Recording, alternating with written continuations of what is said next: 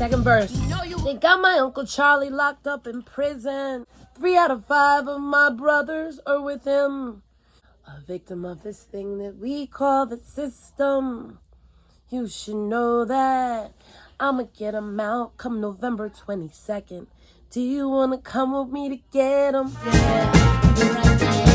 Yeah, you're right there. They got my Uncle Charlie locked up in prison.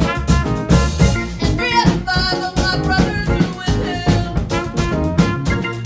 The thing that we call the system. You should know that. I'ma get him out come November 22nd. Do you wanna come with me to get him? Uncle Charlie locked up in prison. Uncle Charlie I met after doing some activism in Knoxville, Tennessee. I was on the radio, and there was a little conflict of interest because I was very vocal. Hence, that's where I got my name, Sister Zoc, from. I was on front page of the paper for a police shooting at the time. There was a gentleman that used to always come in, and he would do his commercials. Back in those days, we would like they would go in the studio and do the commercial like live. He asked me, can I help his uncle? And I was like, man, I don't know how I could help him, but in learning more about him, he had sued his way out through the ACLU because he was Rastafarian, and they were trying to make him cut his hair, and they threw him in solitary confinement. He was locked up for 27 years. When you sue your way out of prison, you don't have to go to a halfway house. You don't have to go to rehabilitation to get acclimated to society. But I would try to engage him in the nonprofit work that we did. I let him borrow my car, right, to drive me to the airport. Just pick me up, drop me up at the airport. He just got his license. So coming back from Louisiana, I was there for a conference. Called him. They're like, he's in jail. I said, are you kidding me? So he got locked up, but I got him out quick. My lawyer was like, go get him. And I got him out.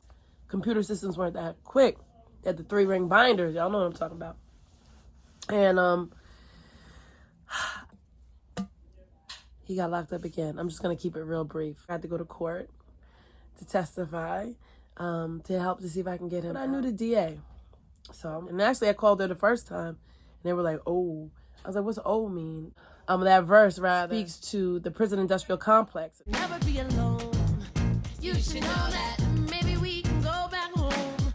But we had lost contact, and I was working with his public defender who committed suicide in the middle of me working with him. But recently, I went to see him during the pandemic because he just got out, and he said I chanted him out. I guess. I don't know. Oh, you gonna get I'm gonna let I said, no, she gonna take pictures? No. Well, you said you gotta look right. You gotta look right. Yeah, yeah.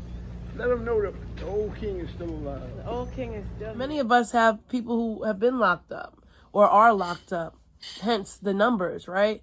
And we do that time with them. I went through a lot of depression, and a lot from that came my album.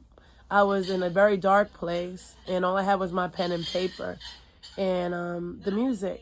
And that time when I conceived this album, I was working at St. Nick's Pub, and that's pretty much all I saw was music and writing, and music and writing in the streets.